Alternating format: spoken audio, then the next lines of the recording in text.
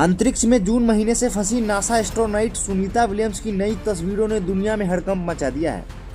तस्वीरों में दिखाई दे रहा है कि उनका वजन काफी कम हो गया है, गाल तक धंस गए हैं। अब नासा में भी हड़कंप जैसी स्थिति है और वहां के एक कर्मचारी ने कहा है कि जब तस्वीरें देखी तो वो चौंक गए और उसी बारे में हम लोग बात कर रहे थे। नासा अब सुनीता की हेल्थ को करीब से मॉनिटर कर रहा है। सुनीता और विल्मोर बुच जून के पहले हफ्ते में 8 दिनों के लिए इंटरनेशनल स्पेस स्टेशन गए थे, लेकिन बोइंग स्टार लाइनर में तकनीकी दिक्कत आने की वजह से दोनों को 150 से ज्यादा दिन वहां रुकना पड़ रहा है। अब अगले साल फरवरी में ही इन दोनों को अंतरिक्ष से धरती पे लाया जा सकता है। सुनीता विलियम्स की गिरती सेहत पर नासा के वैज्ञानिकों ने ध्यान दिया है। उन्होंने बताया कि सुनीता विलियम्स का वजन बहुत अधिक कम हो गया है और उनके गाल तक धंस गए हैं। स्थिति से परिचित एक नासा कर्मचारी ने कहा वह अब केवल हड्डियों और चमड़ी की तरह रह गई है।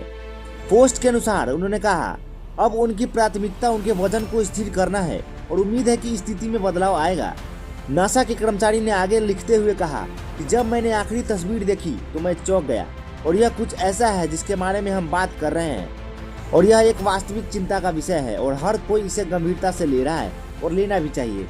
बता दें कि सुनीता ने अपनी अंतरिक्ष यात्रा की शुरुआत लगभग 140 पाउंड वजन के साथ की थी, लेकिन जैसे जैसे यात्रा आगे बढ़ी उन्होंने अपना वजन बनाए रखने के लिए आवश्यक उच्च कैलोरी का सेवन पूर्ण करने के लिए संघर्ष करना पड़ा।